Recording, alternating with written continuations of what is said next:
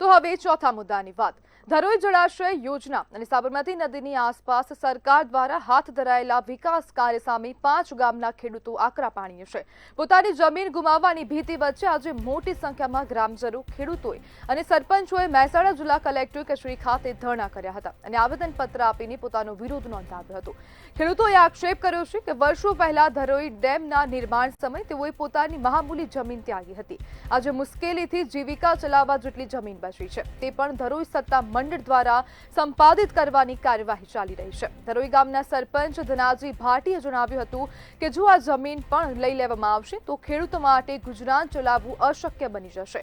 ખેડૂતોએ તંત્રને ચેતવણી આપતા જણાવ્યું છે કે યોગ્ય ન્યાય નહીં મળે તો તેઓ ઉગ્ર આંદોલન કરવા મજબૂર બનશે અને 5 ગામના ખેડૂતો દ્વારા ઉગ્ર રજૂઆત કરવામાં આવી છે. જિલ્લા કલેક્ટરને આવેદનપત્ર પણ આપવામાં આવ્યું છે અને તેમનું કહેવું છે કે ધરોઈ સત્તા મંડળ દ્વારા જમીન સંપાદનની કામગીરી પણ ચાલી રહી છે, જેના કારણે ખેડૂતોને ખૂબ મુશ્કેલી પડશે. તેમને વારંવાર આવા પ્રકારની નોટિસો પણ પાઠવવામાં આવી છે કે કેમ તેને લઈને પણ અનેક પ્રશ્નો ઉભા થઈ રહ્યા છે અને ખેડૂતોનું કહેવું છે કે ખેડૂતો પાસે માત્ર જીવન ચાલે તેટલી જ જમીન છે જેનાથી તે લોકો કમાઈ શકે અને પોતાનું ગુજરાન ચલાવી શકે. તે પછી તેમની પાસે કોઈ પણ જમીન નથી. જો જમીન આ સંપાદનમાં જતી રહેશે તો ખેડૂતો પાસે જીવવા માટે કંઈ નહીં બચે તેવું પણ હવે આ ક્યાંક ને ક્યાંક ખેડૂતોનું કહેવું સામે આવ્યું છે અને ખેડૂતોએ વારંવાર જિલ્લા કલેક્ટરને રજૂઆત કરી છે. અગાઉ પણ રજૂઆત કરવામાં આવી હતી પરંતુ તેમાં કોઈ પણ પ્રકારના પગલાં લેવાયા નથી અને ફરીથી હવે 5 ગામના ખેડૂતો દ્વારા આવેદનપત્ર આપવામાં આવ્યું છે, રજૂઆત કરવામાં આવી છે.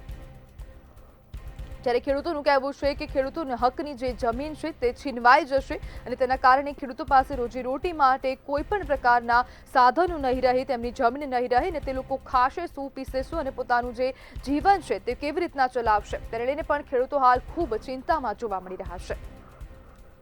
જ્યારે પોતાની હકની જમીન ગુમાવી દેશે તેવી હવે ખેડૂતોને ક્યાંક ને ક્યાંક હવે ચિંતા સતાવી રહી છે. વારંવાર રજૂઆતો કરાઈ રહી છે અને મહેસાણા કલેક્ટર કચેરીએ ફરીથી ધરણા કરીને આવેદનપત્ર આપવામાં આવ્યું છે.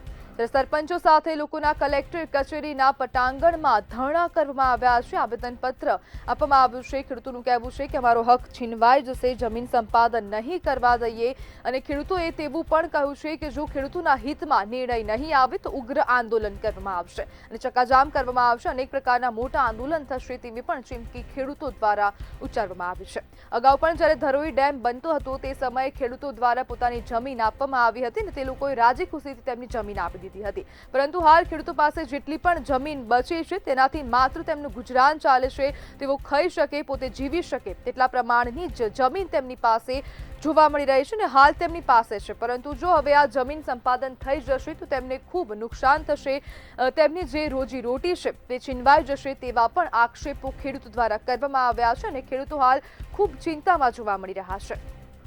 જ્યારે મહેસાણા જિલ્લાના સતલાસણા તાલુકાનો આ સમગ્ર વિવાદ છે, ખેડૂતો ખૂબ ચિંતામાં છે. 5 ગામના ખેડૂતો દ્વારા આવેદનપત્ર આપવામાં આવ્યું છે. સરપંચ ઉપસ્થિત જોવા મળ્યા હતા, ઉપસરપંચ પણ તેમની સાથે જોવા મળ્યા હતા અને જે પૂર્વ સરપંચ છે તે પણ તેમની સાથે હાજર જોવા મળ્યા હતા અને જે ગામના સભ્યો છે, જે સભાસદો છે તે લોકો પણ ઉપસ્થિત રહીને જિલ્લા કલેક્ટરને આવેદનપત્ર પાઠવ્યું છે અને ધરણા પણ કરવામાં આવ્યા હતા. કલેક્ટરને એવું પણ કહેવામાં આવ્યું છે કે જો ખેડૂતોના હિતમાં નિર્ણય નહીં લેવામાં આવે તો ખેડૂતો દ્વારા આંદોલન કરવામાં આવશે. આંદોલનની ચીમકી ઉચ્ચારવામાં આવી છે અને જોવાનું હવે એ રહેશે કે હવે જિલ્લા કલેક્ટર દ્વારા શું નિર્ણય લેવામાં આવે છે. જે ધરોઈ સત્તા મંડળ છે તેમના દ્વારા શું જવાબ આપવામાં આવી રહ્યો છે તેને લઈને પણ અનેક પ્રશ્નો ઉભા થઈ રહ્યા છે.